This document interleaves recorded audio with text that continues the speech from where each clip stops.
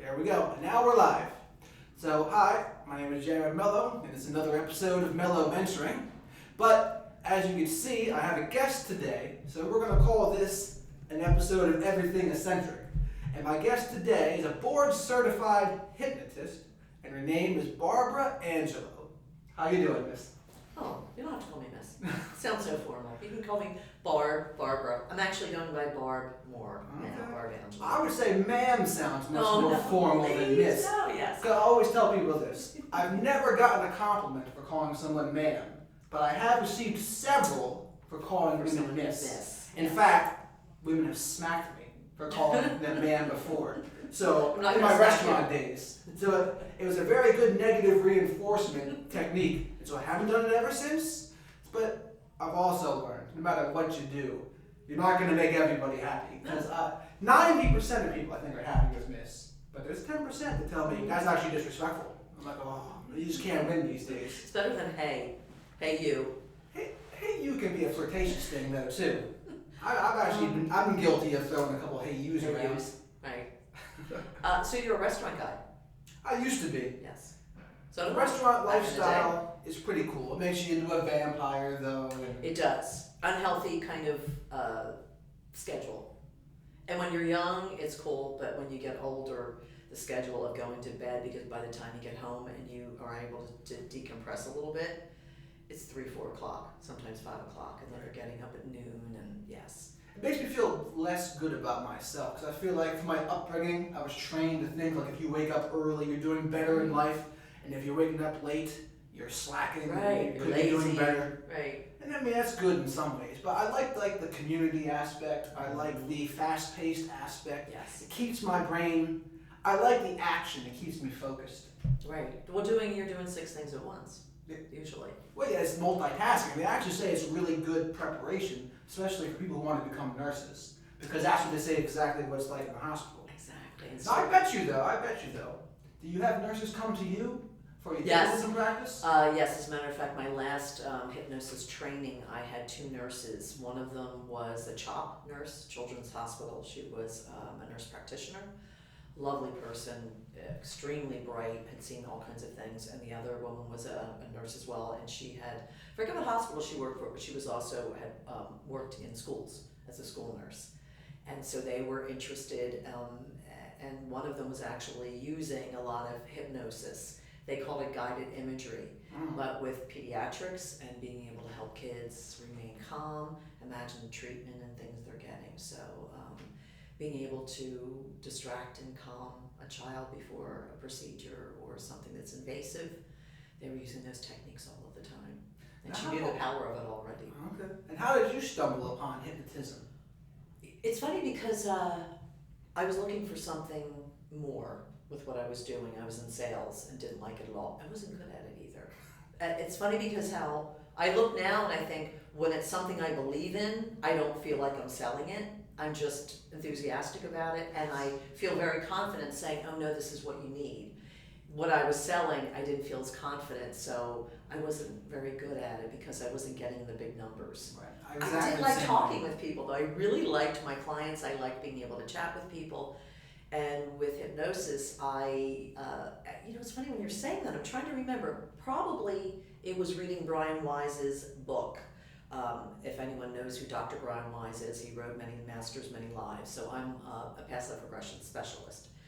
I really got into hypnosis to do past life regression work. So when I read his book in the 90s, he talked about hypnosis. He didn't go into great lengths about it or detail, but I knew that was something that it was the tool, the bridge to be able to get to that point of the conscious mind. And that's what fascinated me. And it was during when I was in sales that I was out on short-term disability because I had an injury to my foot. I couldn't walk around, I couldn't drive. And talk about stumbling. I always feel like the universe gives you those signs when you're ready. And I must have looked it up, and the internet was kind of new, and I saw a class starting, and I thought, I'm doing this. And that was it. And I went and had the teacher said, come and meet me, and I'll show you what it's all about. And when I did a session with her, I remember opening my eyes and saying, oh, I've got to do this. This is so awesome. I also realized I had been hypnotizing myself most of my life, though. Self-hypnotism. Yes, not realizing it. I was getting myself into a hypnotic trance as a child constantly. Now, I do that purposefully myself because I absolutely believe in the power of hypnotism, the power of mindset. It's every bit as true as everyone says it is. Right. And a lot of people are skeptical, but I mean, I write down my affirmations every day. I write down about 5 different things 15 times. And absolutely it works on neuroplasticity, right? Is what I would call it. Yes. Is that what you call it too? I don't use words only. I know what that is. It's funny when I think of that, I think of stretching the brain.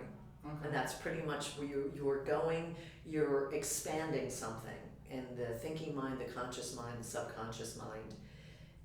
It's when people ask me if you could sum it up in 1 or 2 sentences, and I'm going to ask you what you think of it too, Sure. because you practice it every day. I like to say it's either meditation with a purpose, a goal, or it's inward focus. It's being relaxed physically while you're focused. You're in a heightened state of awareness. So you're even focusing even more inward. So when you zone out, I'll tell people when you're just zoned out, when you're driving, highway hypnosis, we've all experienced it. Especially if it's a place you're familiar with, you're going to and from work, you know the route. Your subconscious knows that route. Within about 4 times it memorizes it. So as you're driving home, you're not even thinking. You're in your mind, you're thinking about different things. You're driving, your subconscious mind is working the brake and the gas because it knows how to do it. And all of a sudden you pull into your driveway and you think, oh my God, how did I get here? Because you're just going there on your own. Unconsciously, subconsciously. And but your mind is free to kind of travel on its own. So that's really it's a state of hypnosis. When I compare that, when people are a little freaked out or they don't understand what it is, and I compare that, they'll say, oh, okay, now I know what it feels, now I know what you're talking about, Right. What's really happening. And a lot of people feel like they're afraid to lose control when they Yes. dispel and things like that. Dispel. And to which I tell them, the hypnotist. all hypnotist really is self-hypnosis. You're just All helping hypnosis. facilitating the process Right, for them to right. do it. Like for me, like especially with the affirmation stuff, there's something about seeing it, reading it, writing it, where I like what you just said, the meditation with a purpose thing. Purpose. You set the intention out there, you have the either personality characteristics you want to cultivate or what you're trying to do in your life. Like I put my goals, like I'll be a best-selling author, for example, and you just do 15 times a day. And there's something about it, like I just start doing the things that line up with what I'm writing down. I can't explain to you how it works. Right. Like I don't know how the neuroplasticity thing makes me actually do different actions. I don't know, but it does work. So let me ask you a question. When you are in, say that is your affirmation, your goal for self-hypnosis, you're saying I'm going to be I am a best-selling author. When you close your eyes then, what are you feeling, what are you focusing on for that? How does it happen for you? How do you experience When I'm writing it down or? No, when you're actually closing your eyes and you're in self-hypnosis. I think it just kind of just naturally comes to me. Like here's an example. It's so hard for me to explain like the creative process with it because I came up with a good example of it yesterday. Like my book is called Radical Self-Respect. And I kept on thinking about that Bon Jovi album from like 1986, Slippery When Wet. Mm-hmm. Maybe similar to, because it's the same amount of syllables, right? Radical Self-Respect, Slippery When Wet. And I thought, okay, I'm working on the book cover right now, so I'm going to put the yellow caution sign, like caution, radical self-respect. Are you falling into the trap of the same old BS? Right. And it's like the caution sign to grab attention.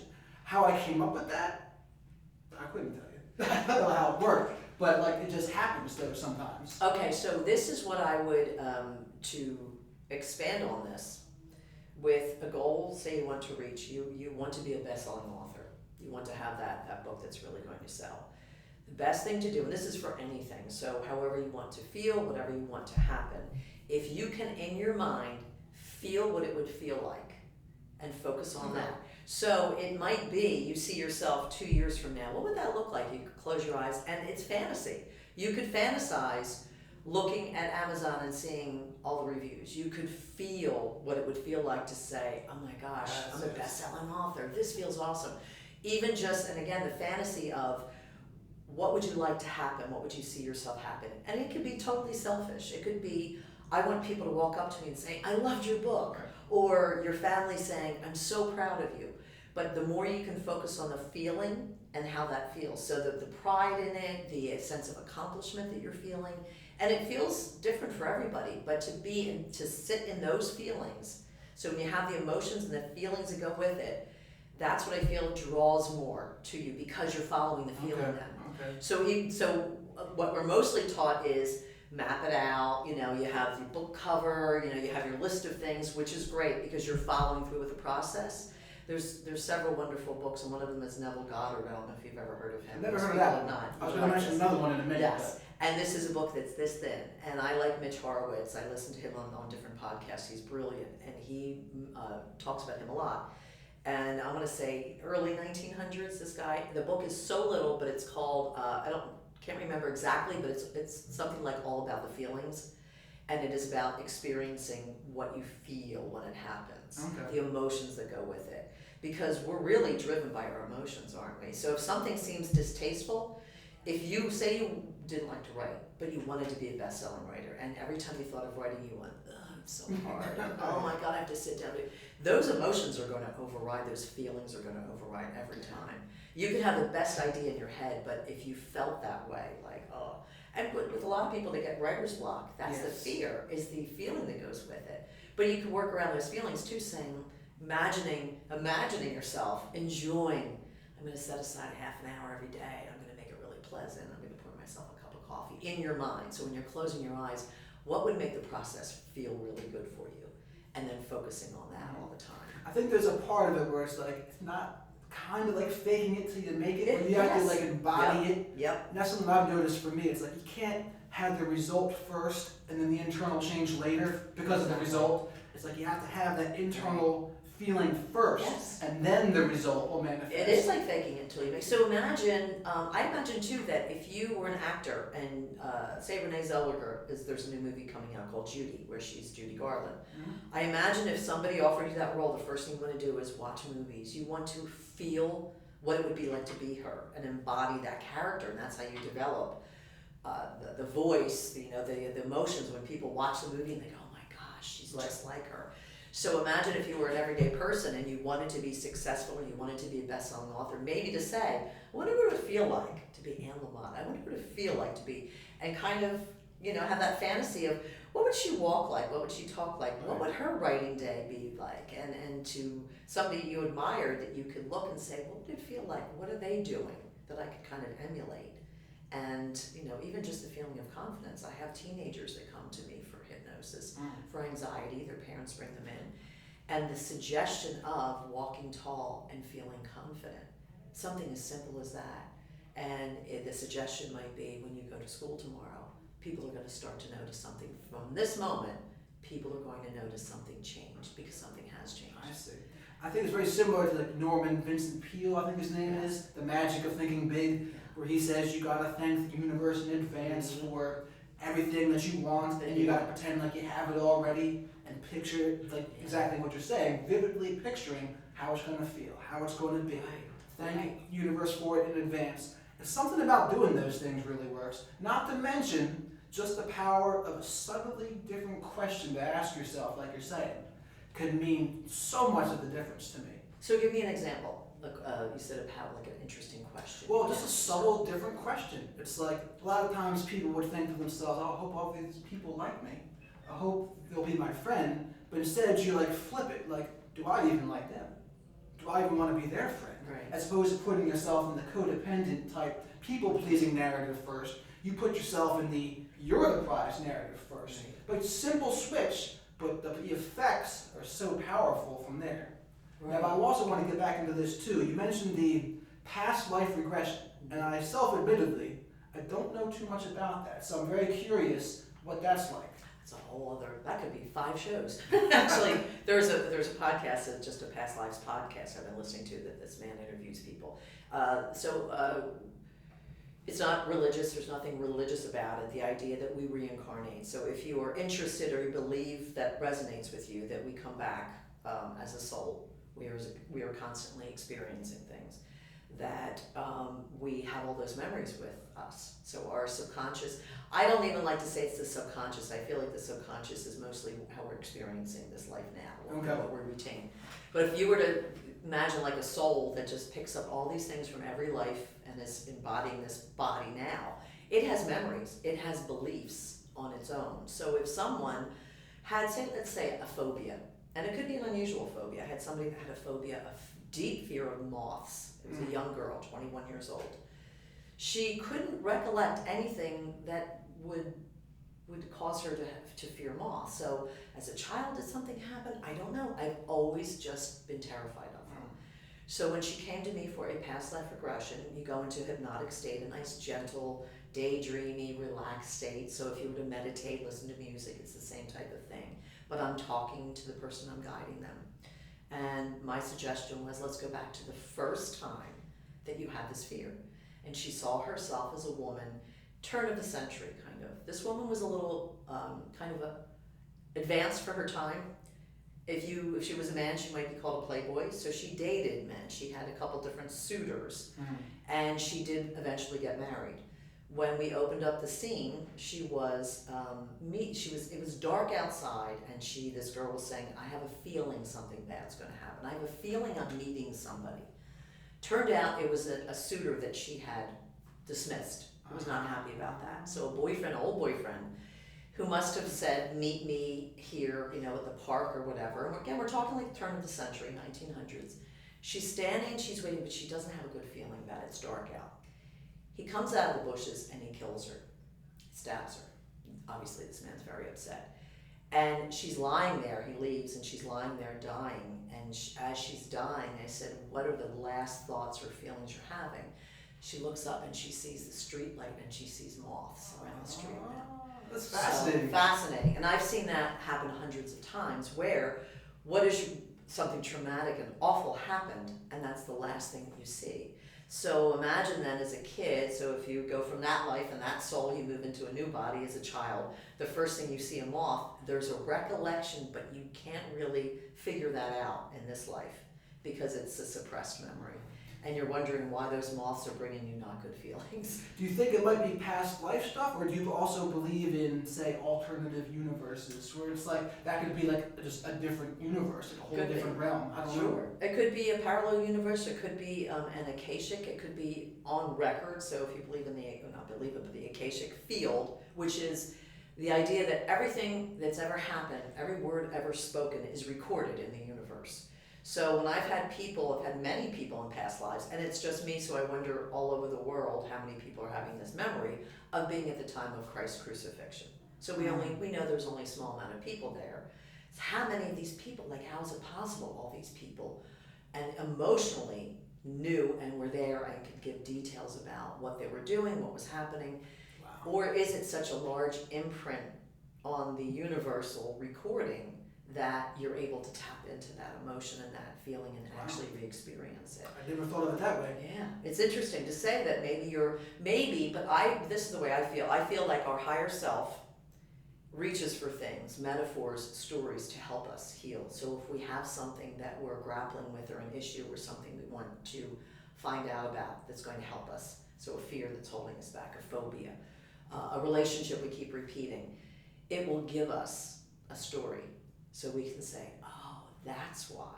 And we learn from it and heal from it. And I'll even say, that might be your story, it may be somebody else's story, I don't know. Maybe you're tapping into a lesson to say, here's something that I'm going to show you that could very well have to do with what you're experiencing now. Because we know we can pick up on other people's energies now. So why not from the past as well? Exactly. Well, energy is the one thing we can't fake. And that's the cool thing about energy, right? You can fake everything, but you can't fake the energy you're giving off. You're right. Like we were saying, fake it until you make it. Right. But here's the thing too. So with hypnosis, could you change your energy? Absolutely. Yes, because the thought of, so if you feel anxious, nervous, whatever it is, even depressed, you could say, how do I want to feel? I want to feel happy. Have you ever been happy in your life? I remember being happy. Some people have 1 or 2 memories of being happy and that's it.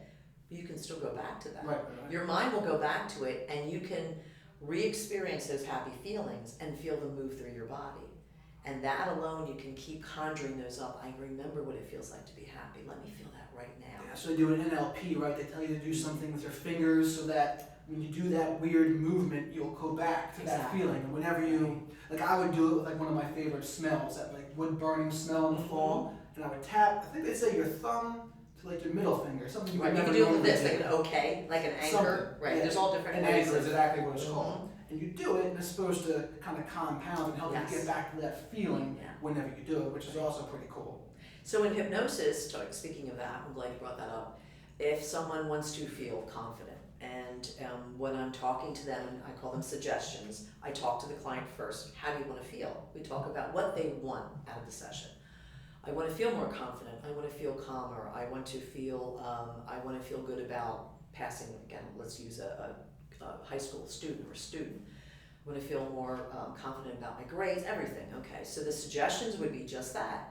You feel more confident. You feel calmer about every situation. Then when their eyes are closed and I'm saying, imagine now what that feels like, and their eyes are closed and I can see them going, yes, and I'll say, even the way you're feeling now, you're relaxed, you're feeling confident, just right now. Then I would have them anchor in that feeling. So press your finger together in that moment that they're feeling it. Anytime you want to feel that, you can just do this. Or you can tap your hand. There's so many different things. You can tap your head if you wanted to. Usually it's something discreet, so if you're in an airport and you hate to fly and you want to calm yourself, you might be doing this as you're standing there going, I feel calm, I feel confident, I feel relaxed, or I feel in control. And you're flooding yourself with those feelings. See, I also kind of feel like, 'cause I've struggled with anxiety and depression before, but I feel like when I've done those type of things, it leads me to things that are really going to help me. Yeah. So whether it's supplements and the amino acids that I talk about, so I feel like things have been put on the universe to help. Like it doesn't necessarily mean that you don't need anything, but I also think, hey, if you need nothing, that's even better. Right. Like if you just can eat well, sleep well, and have a good exercise routine, you're good.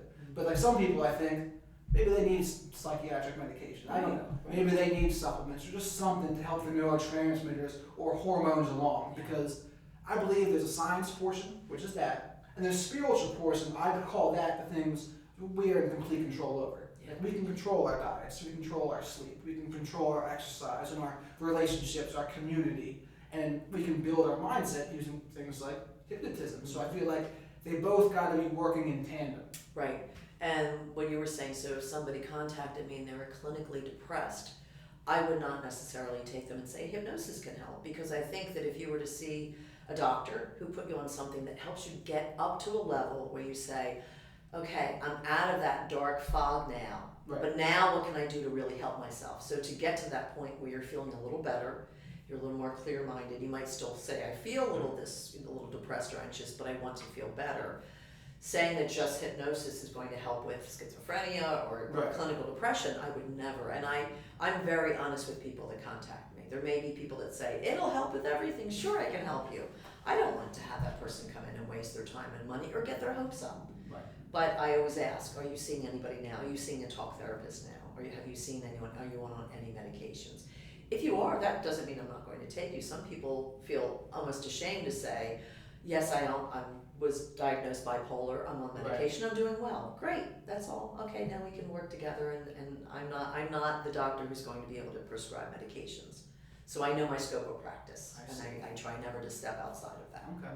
And this also reminds me of a question I wanted to ask too. What kinds of people do you see get the most help or benefit the most from hypnotism? Well, that's a good question too.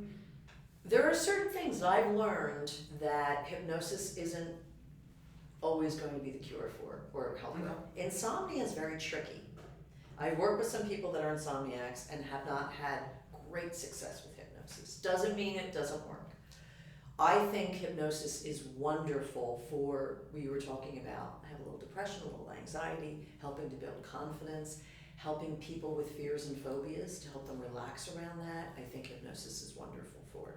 There are certain clients that I know when they contact me, I go like this, oh, this is going to be good. Because I just know, and by the third session when they're saying, my gosh, this is really great, it's so satisfying. Someone I was just seeing recently who had a belief, and it was a belief from childhood that she's been struggling with, and it was about sickness. When she was little, somebody her age, a little boy died of leukemia, And from that moment, she's still at 70 years old, has these fears about her health, even though she's healthy, goes to doctors constantly, and she said, my conscious analytical bright mind is saying, why are you doing this? But I can't stop it. And she's been in a like kind of a stuck in a mode of fear. By her third session, she started remembering things, and she remembered what happened when this little boy died, and she remembered thinking, what did he do wrong? Did he do something wrong? Because as a child, you think only old people die.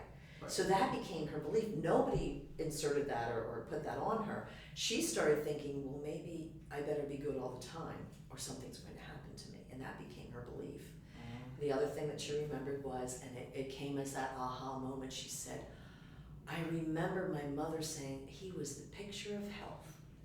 So that, another fear. You could be the picture of health and you never know. And as a child, that's huge. Yes, and as a 9-year-old, you're so suggestible to things that becomes rooted. And it was very emotional, but she was able to have so many emotions and crying and saying, everyone thinks I have everything together. I'm tired of being afraid all the time.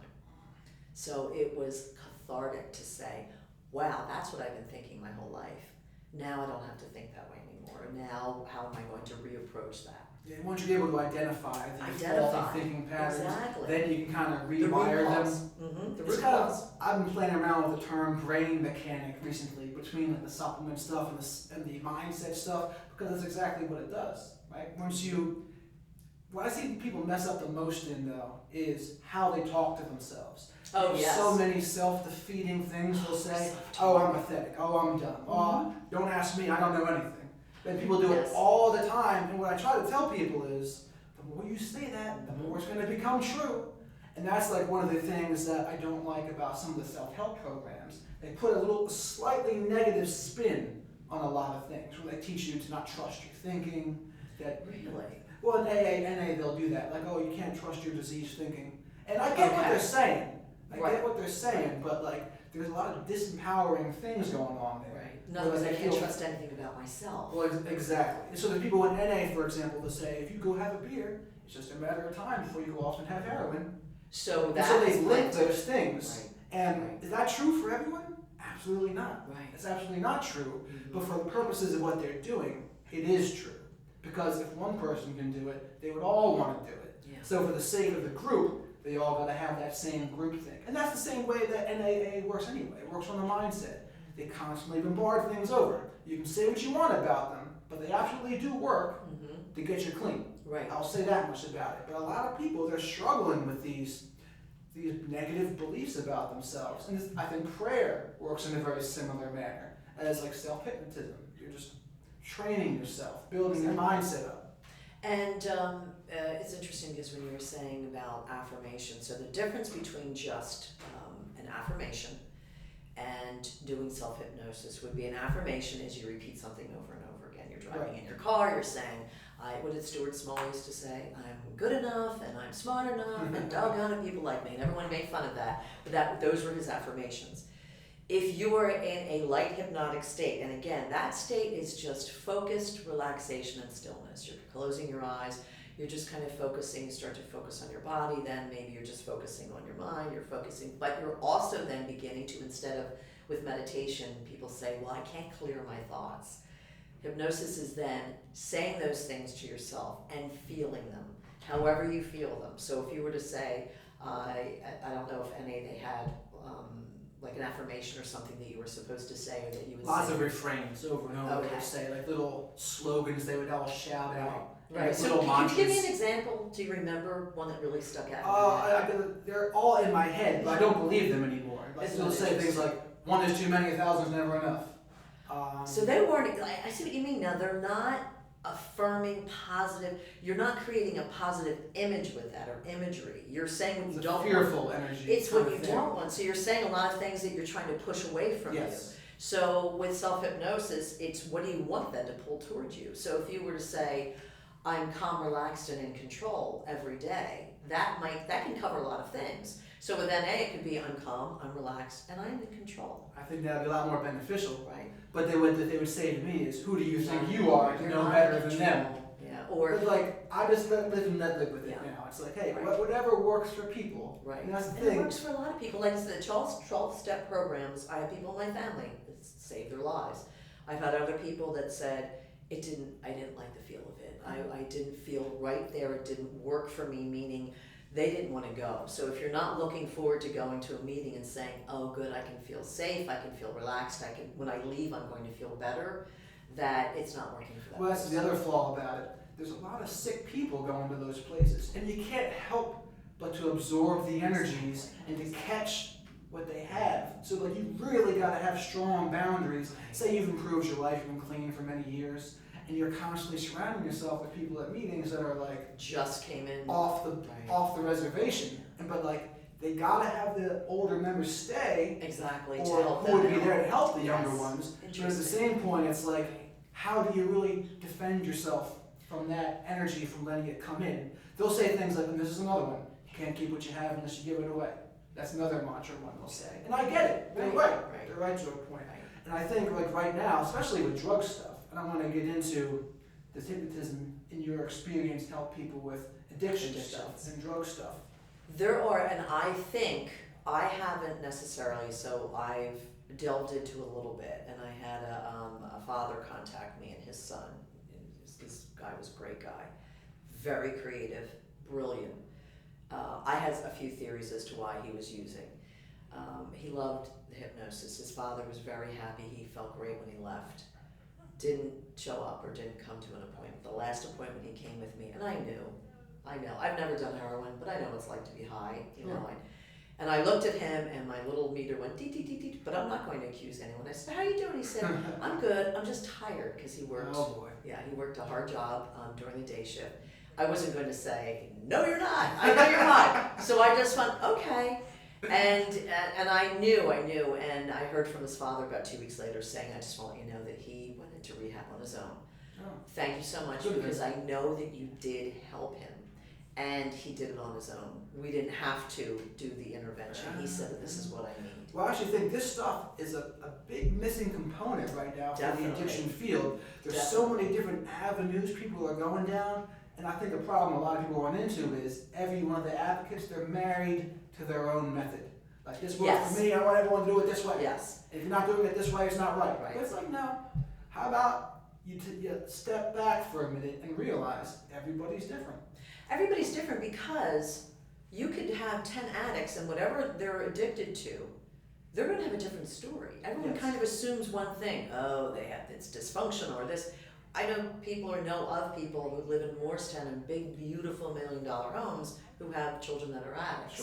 They're going into Camden. They're whatever their feelings, however why they're drawn to that, why they stay addicted, whatever the initial draw is, it's different for everybody. I believe it's personally a disconnection with self, disconnection with the universe, nature, love. There's not a feeling of being accepted, totally loved maybe, and there's that looking for, or just wanting to turn everything down and not having to think about things. That's me. But there are, like you were saying, I'm sure, and I know as a hypnotist, there was a few people that I saw that had programs. So now here's what we sell to other hypnotists. Learn my way, and you can become the addiction expert.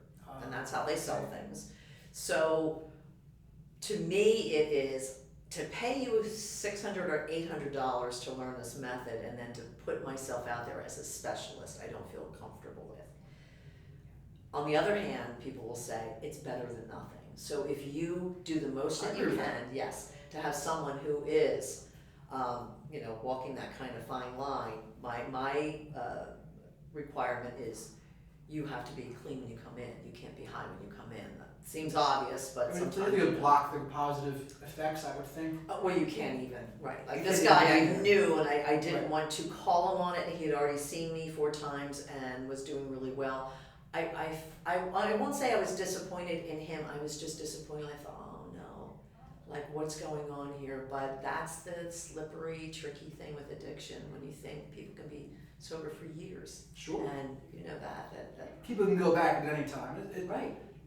People say I have to remain vigilant no matter what Yeah. method they're doing. Now, I think a lot of people, what they're doing is they're self-medicating anxiety or depression or bipolar with drug use. And I've been actually really fascinated with the study of personality disorders recently, whether it's like the cluster B ones in particular, things like NPD, narcissistic personality disorder, borderline, dependent. I've had a theory that the disease of addiction might just be a slew of personality disorders hodgepodged in there, perhaps, maybe. But like, have you ever had the experience of like people coming in for like they know they're borderline or they know they're narcissistic? Which is narcissists rare. never know. Which is what I say. It's rare for them to ever have self-awareness about it because they can't admit they're wrong. No, I've had many clients who have parents or that are narcissists that will fit into that perfect mold. Well, they of the create narcissistic these parent. people. They create through trauma, and they have. Then They're much more likely to have anxiety disorders and poor relationship patterns because they're having the partners. narcissistic parent, right? Exactly. Or partner. Yeah. Most likely it's a parent because you can't escape that. Right. But I've never really met too many people. I've heard about that, and then meeting so many people that would explain and describe what it's like. I think, wow, that's Crazy. But yeah, because the narcissist, nothing, they're never wrong. It's all you. So you've never heard of one come in there and say, I'm diagnosed with NPD, and I'd like to maybe rewire my brain. Because they say the common thought right now is people with NPD, they can't get better. Like, it just doesn't happen 99% of the time. And they say first and foremost it's because they can never admit they even have a problem. So someone would not, for someone to come to me, and this is the folly of a hypnotist, and I hope it's going to change in the next few years, we're the last resort.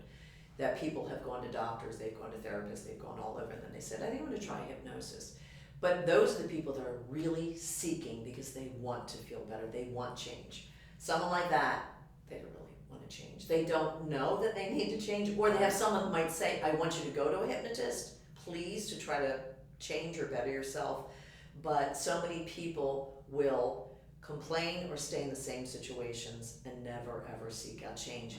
They may say they want to, and then they have the well-intended friends who will give them books and refer them, and they really don't ever follow through with it. I mean, I've had an ex-girlfriend that it seemed like she knew she had it, and she would say she was crazy, but she wasn't aware of exactly why she was crazy. So she knew something was wrong, but the possibility of her doing something about it was just impossible. And it's interesting when you see people that are in dysfunction.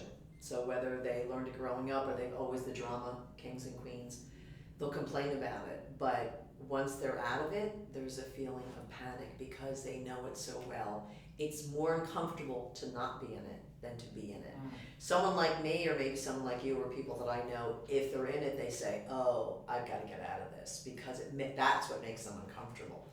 But for people that you can see their relationships never work, there's always something going on that it's harder for them to change, and they will feel more uncomfortable with change to get better. The whole thing's fascinating to me because like they say they can't, but it's like you can't begin to give them the kind of awareness where they just think back and say, okay, I'm journaling about what I'm doing, I'm getting the self-awareness, and it's like once you see it, it's like maybe a spell becomes broken. Right. I think it's the same way they try to do in the 12-step fellowships, right? I think there's probably a lot of narcissists who go there, and I think like the steps and how they do things might be like the spell, how to break the spell a little bit to get the self-awareness instead of total self-centeredness, which is what they say it is, which is that's also narcissism, right? Total self-centeredness. And so I wonder if it's like that could be a way out.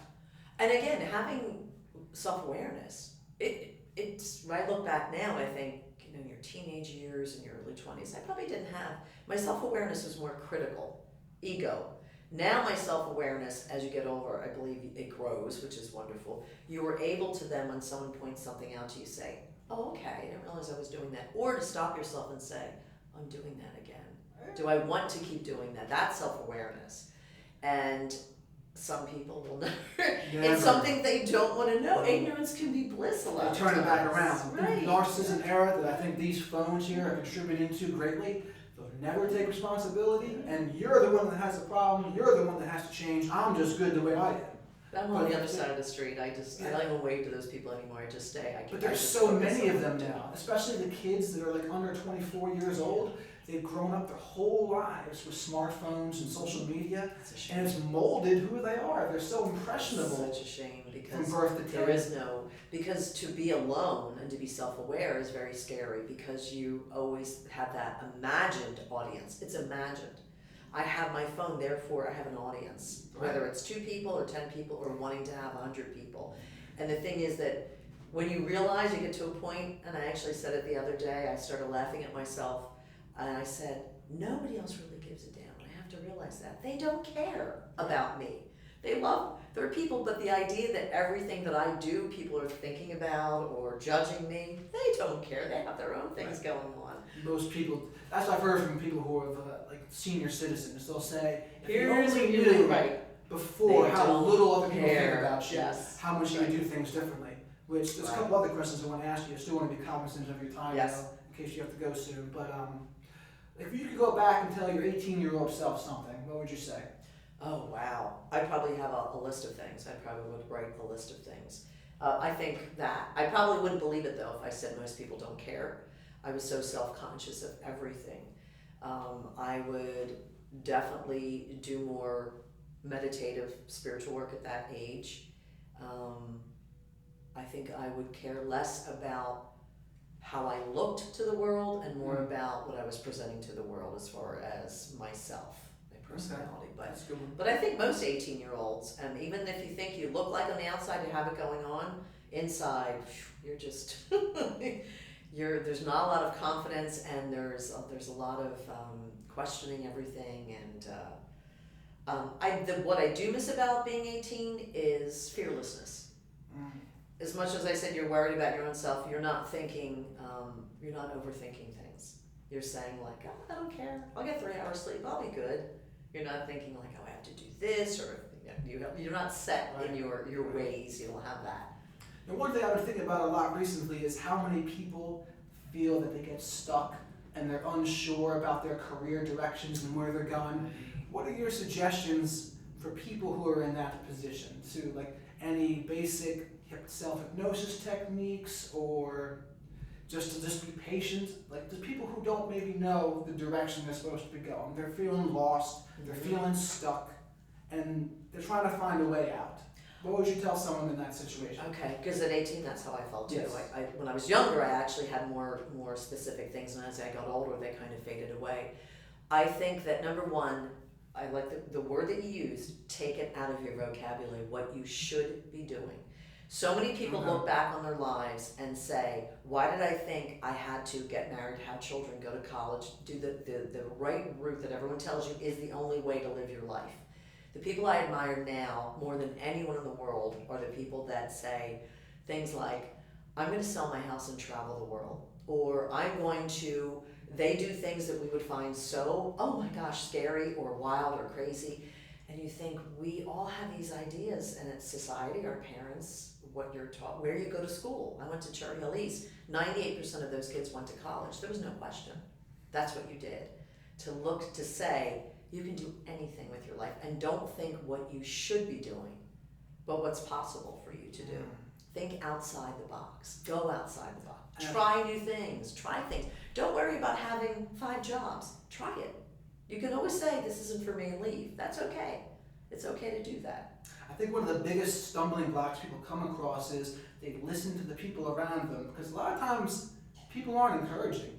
No, they like to tell you what you can't do. Exactly. It makes them feel better. But I always tell the person on the recipient end of that, they're not telling you your limitations, they're telling you their limitations. Exactly. You shouldn't do that. You should get married, have children, do all that thing. I hate those timelines. I think those timelines are more irrelevant now than ever. Obsolete. That used to be the time, oh, you gotta be married by 25, have 2.5 kids by 30, and have your home. And nowadays, it's just not that way anymore. It isn't. We're breaking free from it. I think slowly so too. but surely. I think so too. And I think too that comparing, and social media, that's hard if you're on social media, reels. to compare. But to compare also where other people are. So say you went to college and all your college friends are now married and have children and have a house and have 2 cars and have this and have that, and you're thinking, I'm lagging behind. I'm somehow at fault because I don't have all those things. I'm not making what they're making. So you start to compare yourself and feel less than. And it takes a really strong strength of character, or to say, I really don't care what other people think, to say, I'm living my life and this is what's good for me. But that takes a lot. And that's what you build over years, and that when you get to be my age and you can look back and say, wow. Because what happens then at my age is people look back and reflect and say, all right, I'm on my second divorce. My kids don't talk to me. I mean, they're looking at all the things that they thought should be. At this point in my life, everything should be this way, and looking back and saying, that wasn't what was supposed to happen, or getting married too young, or they struggle letting go. I think they struggle letting go and just letting things take its course. And I think that's something parents really struggle with right now with their kids. They forget some old wisdoms, I think, where it's like the way to control a cow is to give it a large pen. Don't try to snowplow and solve all the problems for them, because all you're doing is robbing them of their ability to become independent, to become self-reliant. And that's they have to control it all. Well, the way with hypnosis is, what hypnosis is you're really tapping into your own self. So when you have that conscious monkey brain that's running wild, going, oh my God, you should be doing this, or what do I want to do with my life? The more that you can sit with yourself, 5-10 minutes a day, close your eyes, and just let your mind kind of wander, or have that, what is it that I really want to do, or what do I feel good when I'm doing? Go back to the good feelings. So someone will remember in hypnosis, oh, in 5th grade, I wrote a paper, I did this, and I felt really, that's when I felt alive. That's when I felt like it was in the flow of things. And that is a real strong hint or a clue. Signpost, I think. A signpost. And, and I know people say do what you love and the money follows. It doesn't always work that way. Not always. But when you are in that, the more that you can be in that, the more things begin to flow, and the universe begins to send you things that you follow, little breadcrumbs. Exactly. Somehow something comes in and that turns into money somehow, because you're in that flow of, this feels good. In the zone. In the zone. Once you get in the zone, things just like work. Right. And I think, like I said, the self-hypnotism really helps that. The writing down the affirmations, it just helps you get in that spiritual wavelength where things just seem to work. Now, what else would you say to people that don't really believe in hypnotism? They're like, they'll poo-poo you're and say it's missing out. stupid. Sorry, you're missing out. That's all I can say now, because I don't try to convince anybody of anything, but what I would like to say is hypnosis is a natural state of mind. It's your natural state of mind. So if you're dismissing a part of yourself where you have all this power, and you're asking and you're struggling, you're trying to get the answers from somebody else or from somewhere else, to say, wait a minute, I can be doing this on my own. I have it. I know all this stuff. It's just, all hypnosis is the state of awareness that you are getting into, to tap into that. You can heal yourself through hypnosis, through that tool. There's so many wonderful things you can do. It's your own mind. Don't be afraid of your own mind.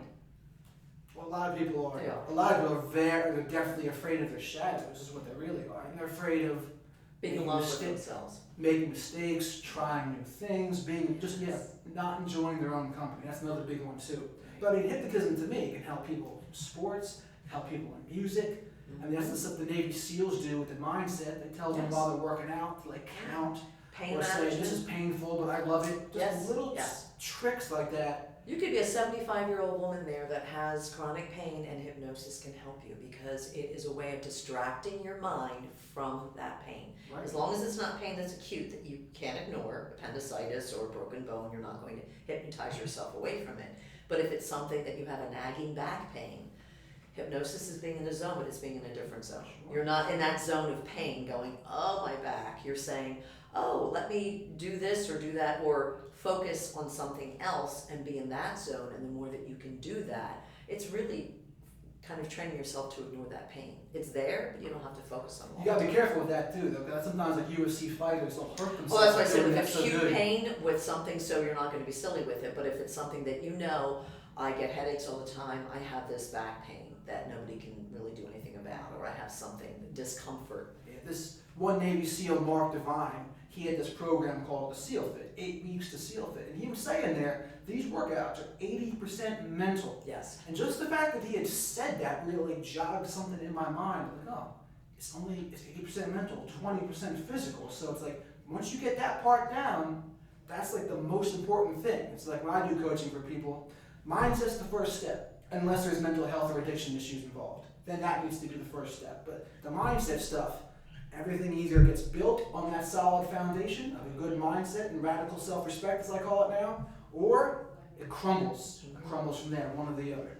But I have a feeling you've got to go here in a second, so any other things you wish the audience would know about hypnotism? Anything you'd like to say about it? Hypnosis, like I said before, is a natural state of mind. More and more scientists, so Google something like hypnosis and Harvard, hypnosis and Johns Hopkins, hypnosis and Yale, and you will get study after study, scientific studies of the power of hypnosis and healing. They will give you percentages of studies, 12 sessions with hypnosis, the different groups that they do things. These are everywhere. And the medical community knows about this. They don't always recommend it because they don't always have the time, but I get a lot of referrals from doctors. So to understand what it is, it's a natural state of mind. It's just something different. It's not pills, it's not injections, it's holistic, it's natural, and once you learn how to do it, it's free. There you go, true. That's the most important thing. Where can they find you? They can find me a session with you or a website? I have two websites, but the one website now that I'm going to merge everything into is just barbangelo.com, and it's barb@barbangelo.com, and that has everything on it. My training classes, hypnosis sessions, past life regression sessions. Yeah, because you also do courses too, and Yes. you teach people how to become this too. Nurses, doctors, Awesome. lay folk, people that are holistic practitioners, wellness practitioners, how to use hypnosis to help their clients as well. Awesome. Well, Barb, thanks so much for coming on the show here. It's been a pleasure having you. Thanks for having me. You got it. So until next time, over and out. And please like, subscribe, comment. Let me know what you thought about this guest here today. You like it, dislike it, or whatever. It all helps. So over and out.